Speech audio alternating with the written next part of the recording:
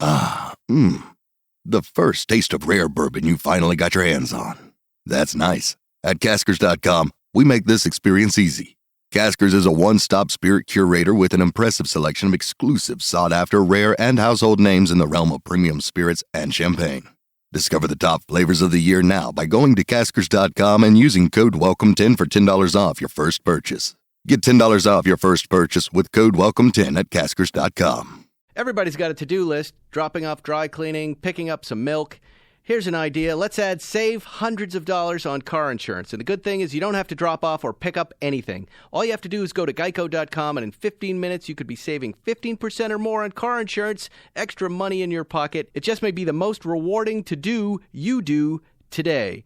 Plus, they have the funniest TV commercials, so that's got to count for something, folks. Now, Podcast One brings you Spike's Car Radio, a downloadable cars and coffee, hosted by writer, comedian, and automotive enthusiast, Spike Ferriston. Now, here's Spike. Welcome to Spike's Car Radio. How are you, everybody? Welcome. I'm happy you're here. We've got a fantastic show for you. We've left a seat open, of course, for you at the table. We're going to have with some car talk today. We're going to have some watch talk. I don't know if you know about Phillips Auction House, but they're the folks that auctioned off that Paul Newman dial Rolex Daytona for about $15 million.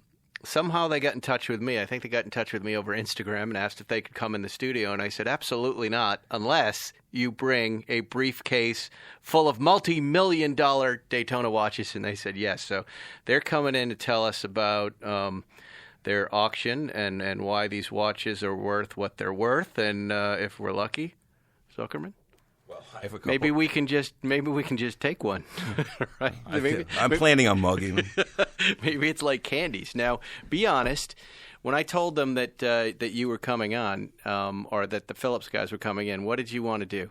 You started planning a heist. I started planning a heist. I started thinking, look, a couple of dumbbells, a couple of rubes are going to think that they can just go to Beverly Hills with a briefcase full of watches, multi-million-dollar watches, and their guard is going to be down.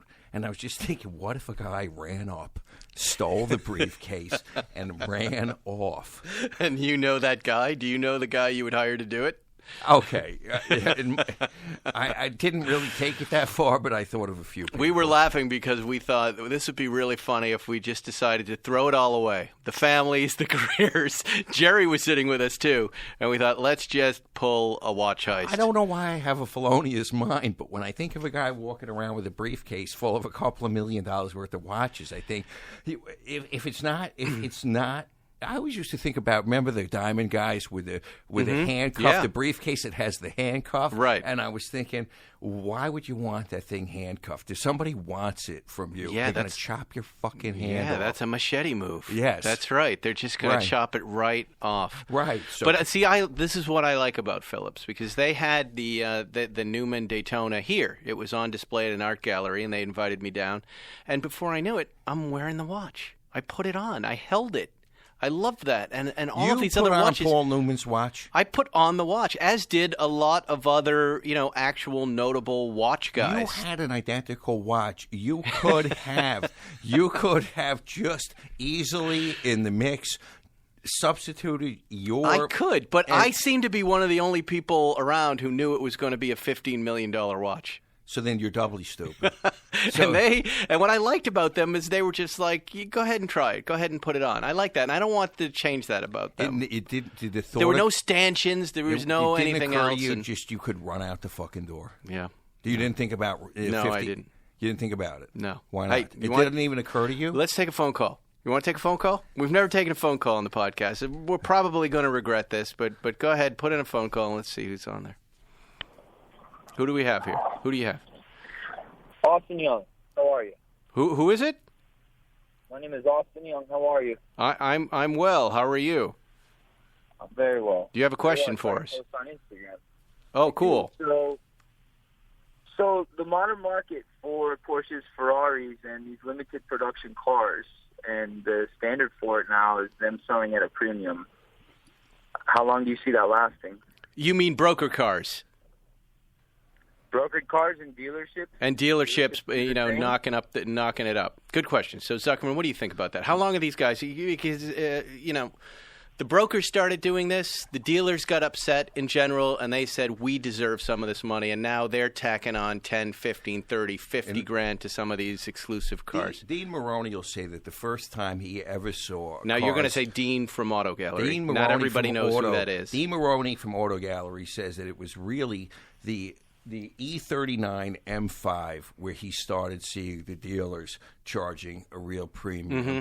And I don't think it's ever going to end. I don't think Porsche likes it. Ferrari tells their dealers not to do it, but dealers are greedy. They're people. And if anything is ever desirable, they're going to try to chisel. That's right. And I don't think anybody knows a way out of this at this point, right? No, because the car companies have to keep a certain degree of exclusivity. They have to limit the production numbers. They can't flood the market and fuck themselves. So there is always going to be somebody trying, what do they call it? Take advantage of the inefficiencies of the market. So what do you do? All day long, I'm sure like you, but all day long people are writing me on Instagram going, hey, I need help. And usually I field the GT3 questions. Those are my favorite. And there was a guy looking for a GT3 Touring somewhere in the middle of the country, and he's like, they want too much over sticker for this car.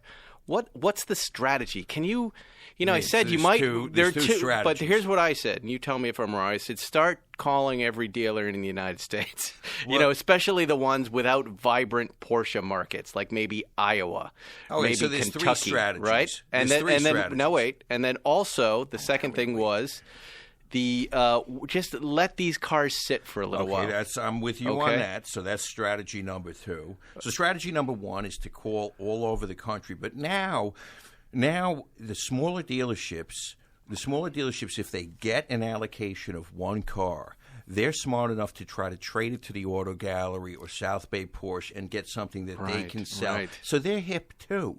So your number one way might have worked 20 years ago. I don't think it works today. And you're reminding me of C.J. Wilson, who runs Fresno, our friend C.J. That's what he does. Yeah. These guys call those. They get to know these guys, and they trade for those cars. So they're trading for what they can get, what they can sell in their markets, and they're swapping what works in the respective markets. Right. So your second thing is to wait for the market to cool off and hope that happens. As it used to traditionally, cars would go down in value. The third strategy is to be a sucker like me and buy so many cars that they will actually, you've wasted enough money and give them enough money over the course of the years that they will give you a car at sticker. That's right. So you got to be a sucker. Another thing is just wait 3 years. Like, I'm driving my dark blue GT3 right now. I love it. It's 3 years old. I'm freaking out in the car. That's a perfect car for someone to jump into now. You've waited. There's nothing over sticker. It's still going to be expensive, but it's not going to be even as expensive as a new car. And you're going to have a pleasant experience. And I'll tell you another thing. Paying over sticker only matters if you're keeping track. And if you were to keep your car for 3 years and you paid $10,000 over sticker and you kept it for 3 years, what are you happier not having bought it, or are you happier having spent the $10,000 over sticker? And listen. I've been having this discussion with a lot of Rolex Daytona guys because I've noticed when you see another guy with this new Rolex Daytona, if they got it for sticker, if they got it for list, that's the very first thing they throw out there. Like a guy that went to Harvard. Like within a minute, they're going to say, by the way, I went to Harvard. They throw that out there. If you have the money, and this is what I say back to that guy, I paid over what Rolex wanted, and I got mine before you, and I'm just as happy. And who cares if you have the money to spend on this car and it's not so bad over sticker?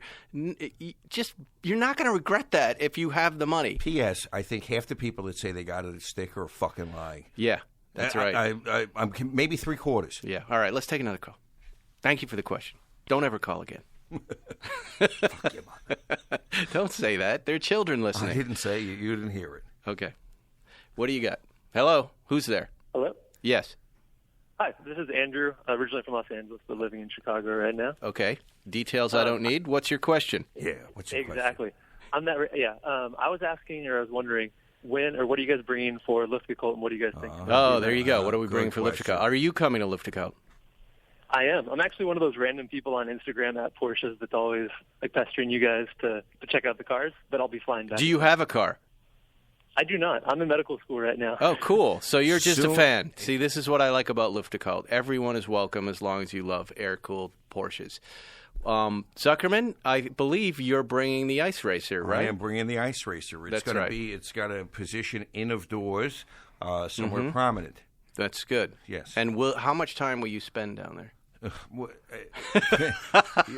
Okay, you're talking to a guy that has anxiety or phobia or a lack of desire to go anywhere and do anything. So the answer is that I will spend way longer thinking about how I don't want to go there than actually being there. But it is fun. I mean, It is. of all the shows that we go to, this is probably the only show I actually like to go to.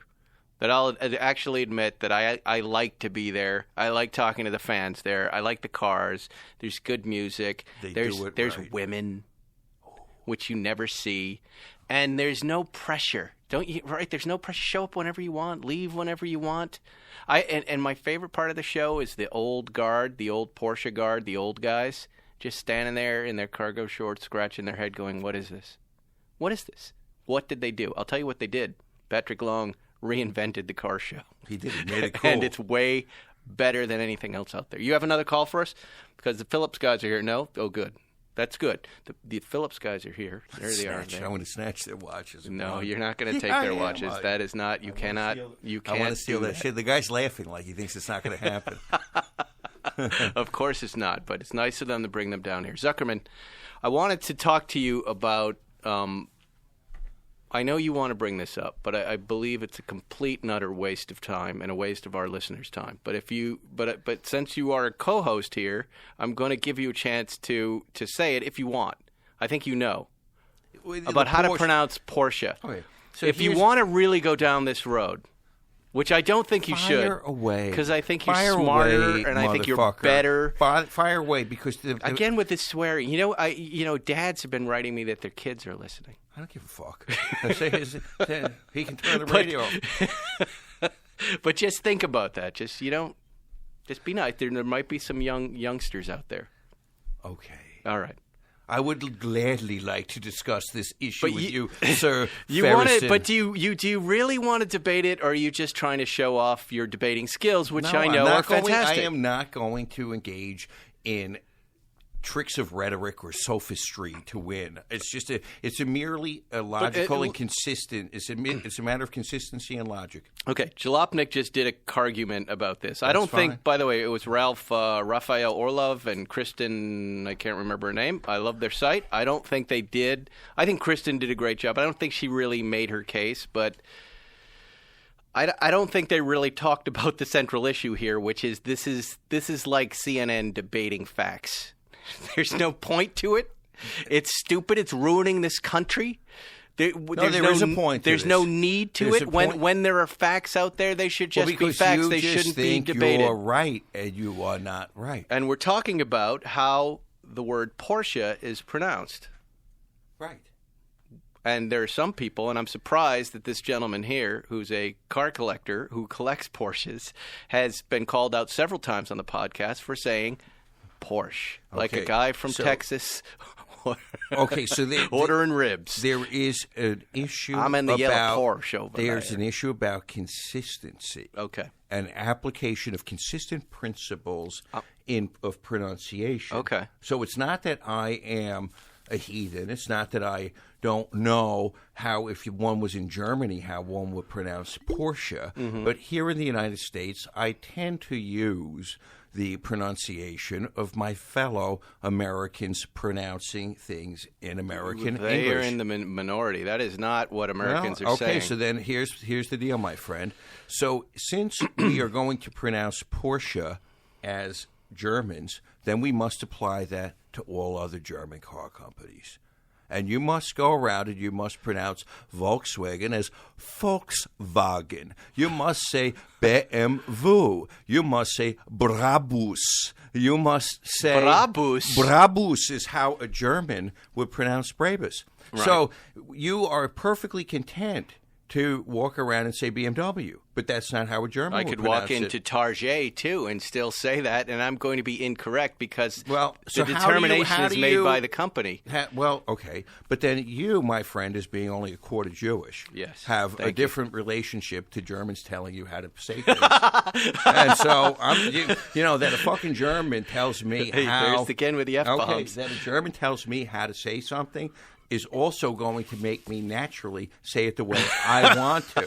And I don't know if you, being a quarter Jewish, can quite feel it the way I feel it. This is not a question about race, Zuckerman. is, This my is the dear question friend. about, there are two things, all right? Okay, so it's simple, and I think everybody listening will agree with me completely. One is, this is a family name. The family name is Porsche. That's Okay. one. So That's their name. Okay, in... The Porsche. There's no different pronunciation okay, of my Brabus. name around the world. Will you say Oh, there is, my dear friend. I don't want to talk about Brabus or anything else. I want to talk about Porsche. In Germany, your name is a German name. Secondly, Your name is a German name, and in the second Germany, thing you need to take they would say it differently, my friend. You would pronounce your proper German name differently. Yes, they would pronounce it incorrectly, is what you're saying. No, because that's what a mispronunciation They would pronounce is. it as Germans, because your real name is Ferrestein, I believe, before it was... No. Is your name... Fernstein. Fernstein. Or Fernstein or something like that, generations ago, yes. They would pronounce Fernstein, differently than the way you pronounce it today. Yes, and I am not a product. I am not something that has commercials. I am not something put out by a corporation who knows what their product is called. I'm just telling you that you do not pronounce. You do All not right. pronounce. Well, I don't feel like you've made your case, but let me just put it to rest. I think it's a waste of everybody's time. I reached out. I want you to say AMG, AMG for AMG, and I want you to say Brabus and that is a name. You know what I would do? I would go to each of those companies and say, "How do you pronounce the name of your product I would in say, this yes, country?" Herr Porsche, would you please tell this Jew Zuckerman how to pronounce your name properly? And while we're at it, why don't we talk about things in the past? All right. Well, I took it upon myself to reach out to Porsche, and I got a response from them. Can say, and I asked them just they want to say Porsche. I asked them very simply, what do you call your cars here in North America? How do you pronounce it? Is there a definitive pronunciation? Of course, they responded yes, and they sent me to the YouTube video that we've all seen before that says this is how our product is pronounced. This is how we Porsche. would like you. Anybody else who's saying it, and this guy was not German. This is an American PR rep. He's part of the company, and he's a PR rep. And he said, "This is how we want it pronounced." Let So me there ask it you a is, question. audience. There's no more argument. If I'm going to say one of the things, you really Mr. have not Ferguson, made your case. Well, but I thought you were funny in doing it, and I don't think you really believe this. And we're going to ask the audience to respond and say, "Do I have a point?" Please. And I have a feeling. I want to see everybody in my audience who doesn't know how to pronounce this. If I walk into the dealership and say to them with a bag of money, "I want to buy 10 Porsches," do you think they're going to turn me away and say, "No, you didn't"? Well, what do you mean right? Porsches? You just said Porsches. I said not Porsches. Oh, Porsche. It's Porsche. No, of course not. But that's not the point. Oh, There's no pronunciation They'll test. take my fucking money, however I say their fucking name. There he goes with F-bombs. Yeah, that's another one. I apologize to you dads and moms out there listening. Fuck you and your kids. Don't say that. That's not nice. Do you have anybody else holding? Let's do one more call before we bring in Volkswagen. I don't buy that. Brabus. I like it, but I don't buy it. All right, who do we have on the line here? No, he's gone. Both of them dropped. Oh, both of them dropped. They took too long. All right. Well, why don't we do this? Why don't we take a little break, and then we'll bring in the fellas from Phillips, and we'll start talking watches.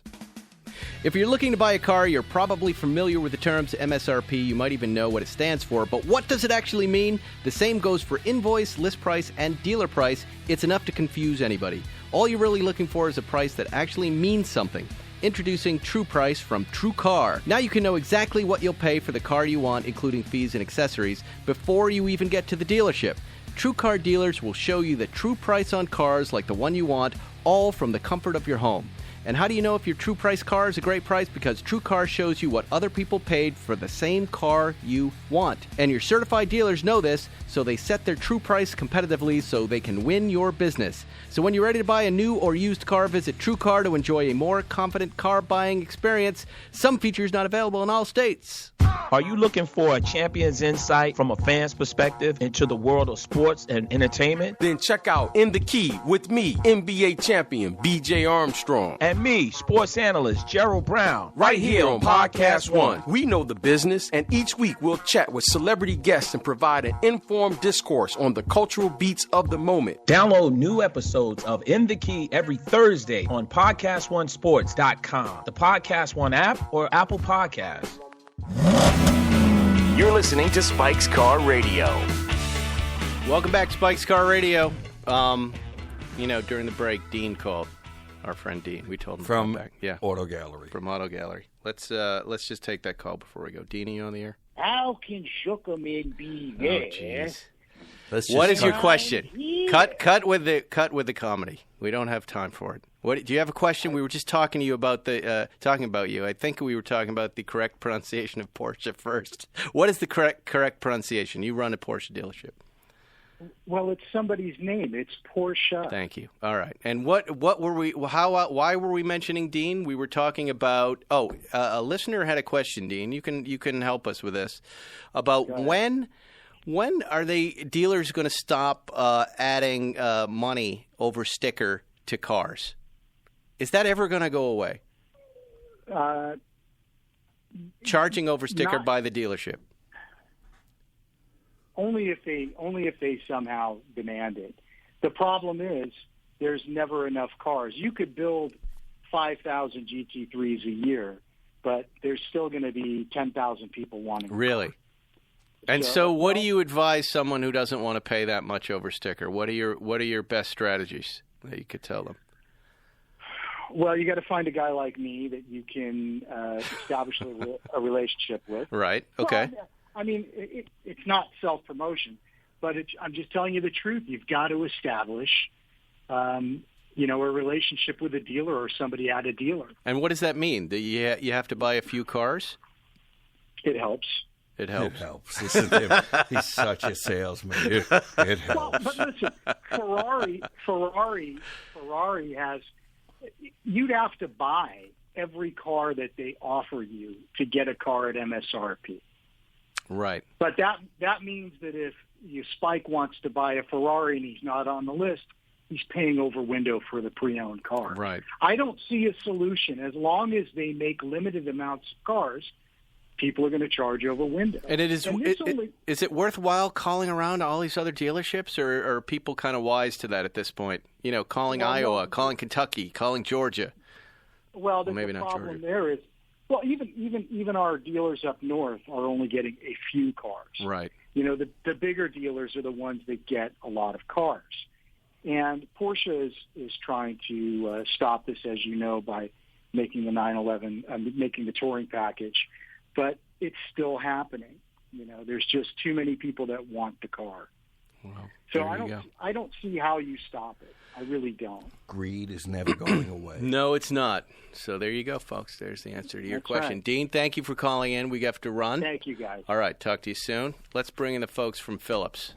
This is going to be fun, Zuckerman. We're going to see some beautiful watches. Come on in, guys. Look at these guys. They're dressed nicer than you, Zuckerman. They probably drive Brabus. No, they don't. I don't know who we're even meeting there. Hi, how are you? Look at this, Jet. You got any got watches on you? He's got a nice pink shirt on. How do you feel about Germans telling you how to pronounce things? Actually, I take it with constructive enthusiasm. Hold on, Zuckerman. No one can hear him when he's not talking into a microphone. He's saying he hates when Germans tell him anything. Step up to the mic there, and you don't have to put your headphones on. Just be close. I don't quite know who you are. Who are you? I'm Paul Boutros. Hi, Paul. Very nice to meet nice you. to This meet is you, Paul Zuckerman. Paul, very nice to meet you. And you work with Phillips. Phillips, the auction house. And what's your job? So I represent the U.S., the Americas, for the watch department of the Phillips auction house. Okay. So I'm the head of Americas, and I help the team source properties, source great watches here in this side of the world, and answer client questions, sell those watches to clients here. And we organize exhibitions, which what we have here in L.A. this week is an exhibition of our spring Geneva highlights. And now, are you the guy that found this Newman watch? Are you the one who chased it down? I did not find it. He's trying to take credit for it. I see the desire to take credit. Please take credit. No one's listening. I was responsible for executing the auction I was responsible for its Well, sale. congratulations. Thank you. Did you get a bonus? Not yet. Can I represent you in this matter? Am I would correct? appreciate the help. Am I correct in assuming that you did not expect that result to be so high? Absolutely correct. Where was your thinking on the watch? So And I don't mean you personally, but the company. Where were you guys thinking it might come in at? We received the watch in May 2016, so a little bit over a year before we auctioned it. And at the time, the most expensive Rolex that ever sold at auction was $2.4 million US. Most expensive Rolex ever. And which one was that? What was it? A split second, 1 of 12, reference 4113. Oversized chronograph made for race car drivers in the 1940s. Oh, wow. And it was only given to race car drivers. It was never sold in stores. So, but that's old too. That's interesting for a watch from 1940. You wouldn't 1940s. think there are guys buying that watch. Yeah, absolutely coveted reference. So when we got the Paul Newman, we figured, okay, the most expensive Rolex watch is $2.4 million. This is a very important Daytona, and for us, for me personally, this is probably the most important Rolex watch in the world. We decided on an estimate of $1 million US to start. Bidding would start at $1 million, and we were thinking, $3-4 million would probably be the high, the high bid. And later that year, in May 2017, actually a year later, May 2017, we broke the record for a Rolex watch at auction with the Bao Dai. It sold for $5 million. Wow. And then we realized, okay, maybe we were quite conservative. Yeah. But never did we dream that it was going to hit $15.5 million. Always knew. I always knew. Well, I knew because I was paying attention to their auctions. I was seeing the numbers they were getting on these watches, and I was wondering why, and I still don't know why, but why Phillips was scoring higher than Sotheby's, Christie's, and Antiquorum, and everyone else. Frankly, you weren't even on my radar. Yeah, but suddenly Phillips Watches was. We're the new kids on the block. We did not exist 4 years ago. We officially launched in November 2014. And we had the great good luck in being able to design a watch department from a clean sheet of paper, the way we felt it should be designed. Was there competition to get the Newman watch from, I bet no one was even thinking about it. These guys just chased it down. No. In actuality, the watch found us, fortunately. Wow. So the consignor, his name is James Cox, wonderful guy. He knew he had something very important, and I think he was trying to figure out what to do with it. And he reached out, just as any normal person would, to people who specialize in vintage watches, and he saw immediate reaction. Wow, this is a very important watch. I'll buy it right away. And a few dealers were ready to pay good money for it. And at the time, fair prices. Right. He goes to his lawyer, and he realizes, now's the time for me to sell this, but I want to give a portion of what I receive to charity. Nell Newman's, Paul Newman's daughter, her charity, the Nell Newman Foundation, which had only been recently stood up. So he really wanted to help her with the sale of the watch. So he consults his lawyer and asks him, what should I do? The lawyer says, look, before we do anything, one of my other clients is a renowned watch collector. His name is Tom Peck. He's a car collector as well. Let's talk to Tom. So the attorney calls Tom and tells him, what if I told you we have Paul Newman's Daytona? And Tom Peck was like, yeah, Paul Newman Daytona, they sell for $150,000 to $250,000. The attorney says, no. This is Paul Newman's Rolex Paul Newman Daytona. Yeah, it's the watch. What? Oh, wow. You've got to call Phillips. You've got to talk to Aurel Bax. And because Tom was buying watches through Aurel for many years. And that relationship led the watch to us. So when Tom called Aurel, same story. What if I told you we have Paul Newman's Daytona? Oh, Paul Newman Daytona, $150,000 to $250,000. No, Aurel, this is the watch. Yeah. Aurel took the next flight the next day to California to meet with James Cox and came back the next day to Geneva with the watch in hand. There you go. The holy grail of watches. Yeah, but also it's got that little added wife permission. Of course, because there's an inscription on the back. No. The wife permission of an auction is the charitable contribution. That lets the wife go ahead and do it. Yeah. Those cars, you ever see the cars that are also for charity, but it's a great car and desirable? The numbers skyrocket. They skyrocket. And I hate to be cynical, but it doesn't hurt to offset your capital gains taxes by a charitable contribution. That is a side benefit of being charitable. Here we are a few days before tax day. All dealing with that right now. Why did you have to bring that up? I know, it's awful. Why? My business manager just messages me a second ago, so it's awful. You're the one who brought it up, by the way. I didn't say anything. You brought up tax day. I just brought up saving taxes. Yeah. It's your fault. It's awful. Now we're depressed. Now look. So tell me something, Mr. Boutros. Yes, sir. Your boss. No relation to Boutros Ghali. He's my uncle. No, He is. only kidding. Fantastic. No relation. Now, did you say to your boss, how did it feel to be carrying in his possession the Holy Grail, the lost watch, to have that, coming home with that, is he ever going to be able to match that experience? Probably not. It really was like finding Noah's Ark, the Ark of the Covenant. For us watch collectors, it's the Holy Grail. Mm-hmm. And he told me once he received it, he called me and he said, "Paul, you'll never believe it." He said he said he was just shaking. He really couldn't believe it. Wow. He was overwhelmed. Now, do you put that watch through? Do you fly private all the way back, or do you put it through the X-ray machine to let someone snatch it and run out the door? We can't discuss how we transport such valuable. No, I told you I tried this watch on.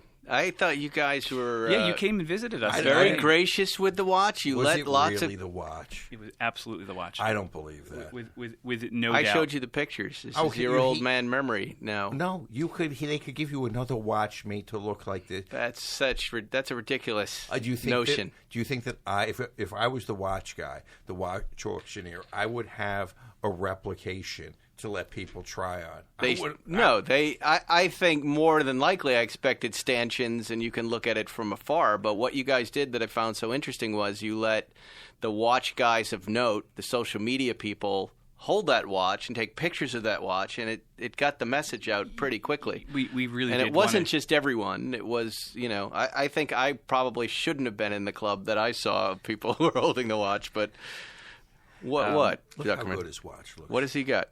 What is he wearing? You've got a modern Daytona, so I've got the grandfather. And he's got the grandfather. It's beautiful.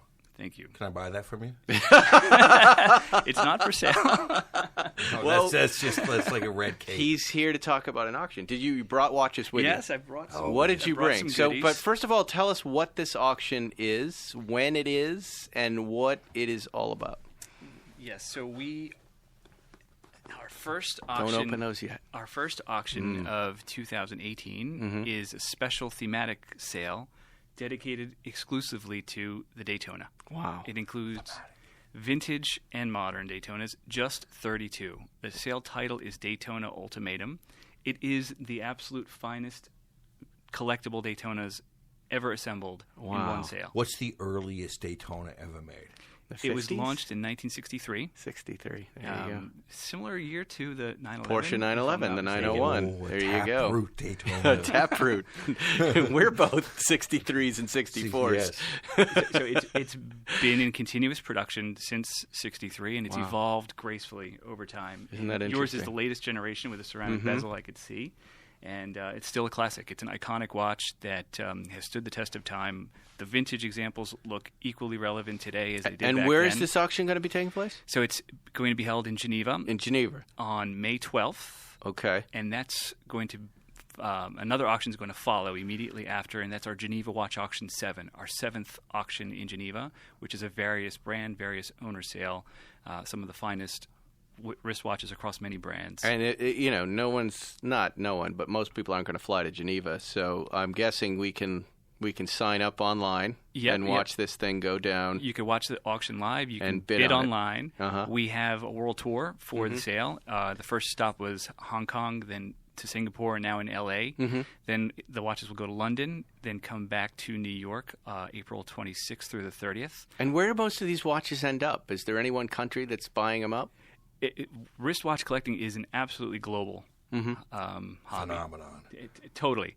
And what about verification, making sure everything is kosher here? So that's where Phillips stands out. We're the only auction house with a standing board of advisors, independent authority scholars, collectors, who we look to when we encounter watches that we are not so sure of. So we get multiple opinions and do our very best to ensure authenticity. Due diligence. Absolutely. Due diligence. We take right, that, because we take that Rolex very doesn't seriously. like to look at that stuff because Rolex doesn't help. They feel like they're in competition with their own product, the old stuff, the vintage stuff. They focus on new. Right, And they focus on new. They will service vintage pieces now in Geneva. They will, finally? They do. Because they stopped for a little while. In Geneva, they will help you out. So you'd have to ship it off to Geneva. You'd have to get to Geneva. Okay.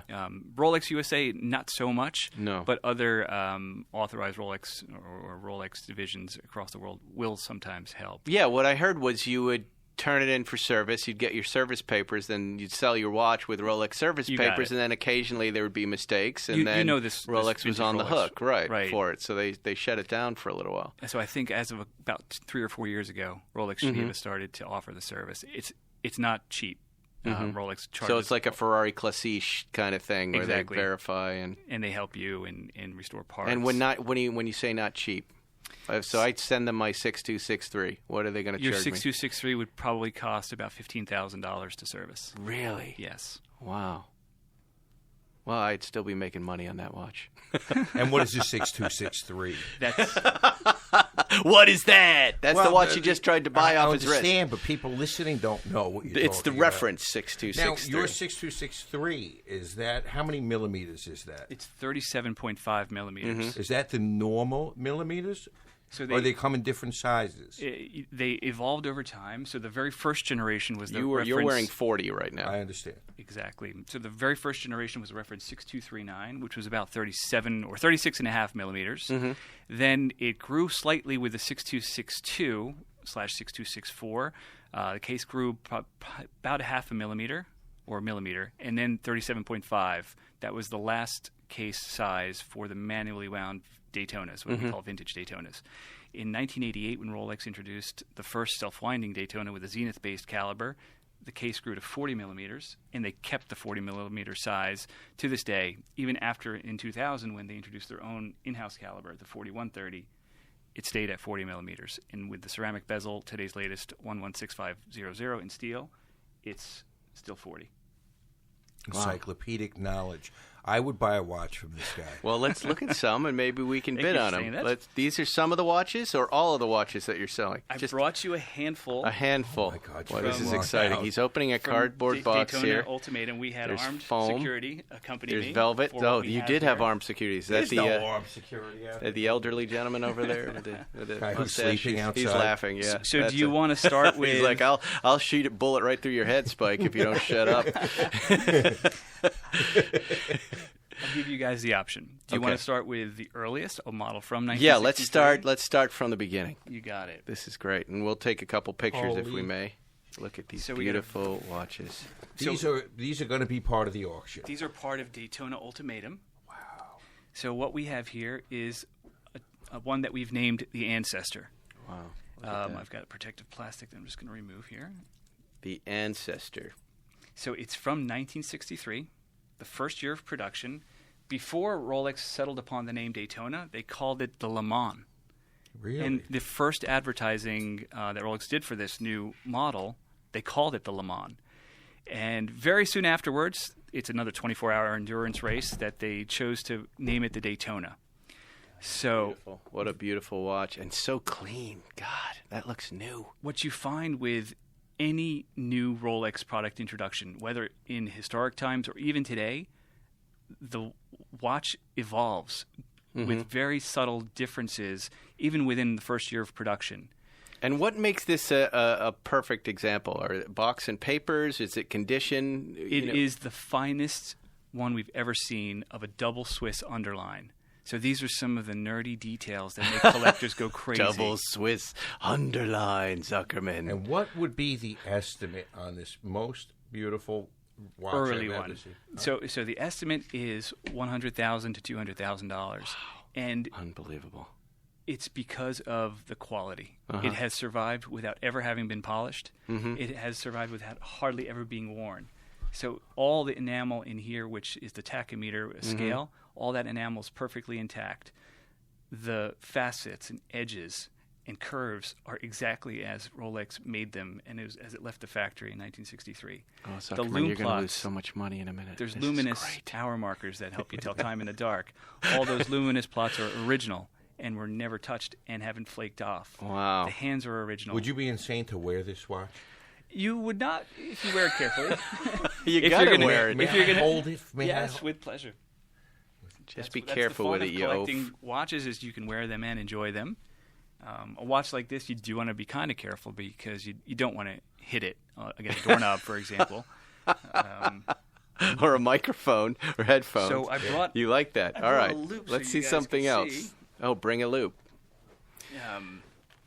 There's two Swiss. I've never used a loop on a watch. Is that where things really get crazy? You take it to your eye and you bring it up until it's in focus. We're all going to get pink eye from sharing this thing. You'll see at 6 o'clock there are two Swiss. I'm going to get a picture of you doing the loop, Zuckerman. Two Swiss designations there. And Rolex initially designed the dial for the case dimensions of the Daytona's predecessor, what we call the pre-Daytona. Once they put it into the watch, they realized you can't see the word Swiss, so they had to print Swiss again just above it. Wow. All right, bring out something else. Swiss. Bring out something else so we don't run out of time here. Second Swiss. It's hidden underneath the bezel. So go all the way to the edge of the dial. dial. It's a little dark in here, so you may not see it. Barely popping up. I do see it. No kidding. So the double Swiss fascinates you collectors. You like that, huh? Oh, there you go. We got a little more light. And then we have an underline, which the Daytona was introduced at the transition point between the use of radium and tritium. Mm-hmm. When governments were worried about too much radiation, they outlawed the use of radium. So and what is this dial coating that turns dials tropical? What was that stuff called? It's really the paint. And it's typically a defect in the paint that if it's exposed to sunlight or simply age, they turn from black to brown. And what years are those for the Rolex? It depends on the model. Mm-hmm. You find them in watches from the 30s. You find them in watches from 40s, 50s, even till the 90s. Right. You see some Rolexes with wow. These, and there's no way to fake that, right? There are ways to fake it. We're on the lookout for it. Right. Natural versus I would imagine because that adds so much value to the watch. Exactly, because every piece becomes unique. Let's go to here. The next. What year are we traveling to? What if I don't want this to go to auction? What if I want to say to you, Paul, name your price. I'm going to just give you the money right now. Well, let's have the auction right now, right here. Do I hear $100,000? We are agents on behalf of the consignor, so this still is the consignor's watch. So when we get a very serious offer for a watch outside of the auction, we present it to the client. Yeah, and the client can say, you know what? Yes, I'll take it now, and then we take the watch out of the auction. Or they say, nope, I believe in the auction process. I know this watch is going to get a lot of competition, so I'm going to. I can tell you right now, you're not going to get it. These guys, they're so far over the estimates. You know, wait till you see what happens. Especially with 32 watches. 32. It's going to be insane. It's going to be insane. In every auction, there are bargains. And, not in this one. Well, now, what do we have there? That just looks like a regular modern Daytona from the mid-2000s, right? This one's from the 90s. From the 90s, all right. There you go. Actually, you're right. No, this is from 2009. I'm sorry. So, yes, 2000s model, but a very special one. Yeah, why? We nicknamed it the Winner, and it was given to a race car driver named David Brabham, who won the 24 Hours of Le Mans race. Are you sure that's not how you pronounce it? In 2009. Here, let's have a look. So I figured So it's a motorsports watch. Yes. With a provenance. Yep. And unusually, you find these winner watches for winners of the 24 Hours at Daytona race. Right. This one is for Le Mans, which is quite unusual. Why did Rolex do that then? Rolex is a major sponsor of motorsport and sponsored this event. I think it comes with a special tire box that Rolex created for these winners.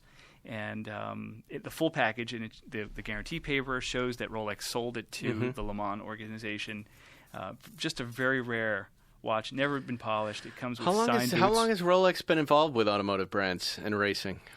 I mean, with the Daytona race since 1963. 1963. It was sponsoring, I think. But it was not the before year. then. The Daytona was the first one. It was always associated with motorsport. Remember that world record price, to the reference 4113 split second chronograph? I don't know. 40s that he just right. Okay. Prior world record holder as of before May 2017. They were associated with these race car drivers, and sponsored these races in a small scale, and kind of behind the scenes, and only gave those watches to those racing team members. Now, see, you're the perfect guy to ask about the Seinfeld Vic Elford Daytona. Do you know that watch? No, I don't. You don't. All right. I'm gonna pull up a picture of this watch. All right. Let me just spell it out here. Porsche. The first time they won a 24-hour race in 1968 with Vic Elford behind the wheel. Oh wow! And he was awarded, not surprisingly, a Daytona at Rolex. And here's a picture of it right here. Oh, fascinating! He owned the watch, pretty much. I think right through when to the. I actually don't know, but he owned it for most of his life. There's the watch right there. Wow. Our friend has that watch right now. Ben Clymer at Hodinkee went through it and replaced the replacement parts that the Rolex service people put in and should not have, and brought it back to original and its perfection. It's beautiful. And here it is now, the watch awarded for Porsche's first win in a 24-hour race. And here's your picture of Vic Elford with his cheese-eating grin. Fantastic. What is a watch like that going to be worth? I would... off the top of my head, I think we would put a very high auction estimate towards it. Do you think it would hit seven figures? If it has a case-back engraving, all the better.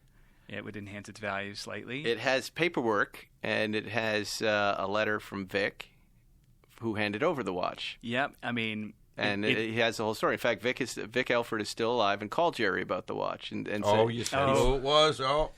Well, no, we've talked about Jerry about that over and over again. Yeah, if that would have been a watch likely selected for the Daytona Ultimatum theme sale. Right. Just so yes. You know. Oh, there you go. Yeah, so that would have been big. That's a very important Daytona. That's a very important Daytona, Jerry. Would you sell it? He has the car too. I mean, he was offered that. First of all, he was offered that watch for the very low 5 figures. Oh my gosh!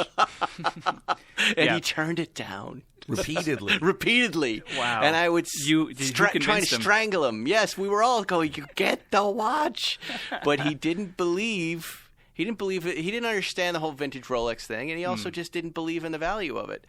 And then it kept going up, and then it was, eventually it was in the low 6 figures when it was offered once more, and I said jump on it, and he finally bought it. He bought it. But still, compared to, the first watch you just showed us, so this has a bargain. This has an estimate of $50,000 to $100,000. It's a modern 2009 Le Mans watch. So there you go. So see, Zuckerman, do you see what I'm saying now? Do you get it? So would you say high 6 figures, low 7 figures for Mr. Seinfeld? Yes. What a lucky piece of... I'm not going to say curse words anymore. You already said that to him, didn't you? He can't help himself but make money. The greatest thing was he got the watch, and he cried hot tears. Ooh, this is a piece of shit. It's never going to see the light of day ever again. It was all mucked up, and he was like, why did you talk me into this, Spike? He was so like a little baby. He said, I'm never going to wear it. I am never going to wear it. It will never see the light of day again. It will never see the light of day. No, that I would advise him to put it up at auction to dry his tears. The real question watch is, auction, do not include it with the car. Do not see. That's the other point I made to him just last week. I said sell this separately. Right. It'll stand out in a Phillips auction. We would get the right buyers for it. Oh, this is so the worldwide community would compete for it. This is so good. Oh, I feel so good right now. Hot Tears Seinfeld just made $1 million. Between the 917 I made him buy and that watch, how much money does that guy owe me right now? How much money does he owe me? I get no percentage of that. He owes you 8 figures easy. Easy. That's it. You know what I'm going to take? I'm just going to take a couple cars. Yeah. I'm going to take that 65 356 with no miles on it, the Chick Iverson car. I'm going to take that. Funny, we were just I like that on car. The way over, he asked, what color should he do PTS? And I said, Chick Iverson orange. Oh, that's interesting. That would be the color. Yeah. Now you just gave that away. But no, I like the color he chose. Don't tell anybody. All right, show us something else because we're running out of time here. Drum roll. This is okay. Oh, that's the one. The magnum opus of Rolex. Yeah. Now, what is that called? I've never seen this watch before. I've never seen that band before. We've named it the Unicorn. So what you have here is amongst the world's most important wristwatches. Full stop. Whether Rolex, whether Patek Philippe. Oh, my gosh. This fucking guy knows how to sell. I want this there you watch go so with the bad. F-bombs again. It is the one and only. That's why we called it the Unicorn. Yeah, let me just take a picture of it. The first and only white gold manually wound Daytona ever to appear. Wow. How did the person who owned this watch, they knew they had a white gold Daytona? So it appeared on the market about 10 years ago. It appeared, and a renowned collector, his name is John Goldberger, bought it, and it was pretty much secret. John Goldberger. John Goldberger. John Goldberger was interviewed on Hodinkie's Talking Watches, and that's where this watch made its public debut in 2013. And when it made that debut, the world went bonkers. And this band is so unusual. So the band, because John Goldberger is such a great collector, the watch came with a strap. He sourced and found an amazing white gold Rolex bracelet that matched. And what is that bracelet called? We would call it a Milanese. A Milanese. Milanese bracelet. And beautifully made. But where do you find a Milanese Rolex bracelet like that? And to fit the lugs of the Daytona, it's very difficult because it's 19 millimeter, most are 20 millimeters. So he it's found a little that. Vegas-y. Don't you think? It's a little perfect bit for eating veal Milanese. You would have. What's wonderful about it is 100% of the proceeds are going to Children Action, a charity based in Switzerland. Watch. And John Goldberger was saying he would never sell it, but then realized with his Daytona Ultimatum theme sale, you know what? Now's the time to benefit society through it. Yeah. And you're not, it's another one of those things. You're not going to see another one. You're not going to see another one like that. Once I've never seen that before. And what would the estimate be on this? So the official estimate is in excess of $3 million US dollars. And we didn't have somebody to mug him. He's got an armed guy out there. You want to mug him? So he's going to blow a hole in you, man. It is the Rolex watch with the highest auction estimate ever. Wow. We believe in it that much. Well, it's beautiful. It's absolutely stunning. Is that all you brought? I brought one more. How are you going to do better than that? It's an interesting watch, and I think you Spike will like it a lot. It's from our Geneva Watch Auction 7 sale, May 12th and 13th, that follows Daytona Ultimatum. It's the very first generation Speedmaster. Oh, wow. So another watch designed for motorsport that ended up being the official moon watch. This is the very first generation, a 2915-1. It's a holy grail for people who collect Omegas. Yeah, that's beautiful. The condition is superb. It has all of the features of the very earliest Speedmaster. Boy, that's really sweet. And a completely original, remarkable condition. Wow.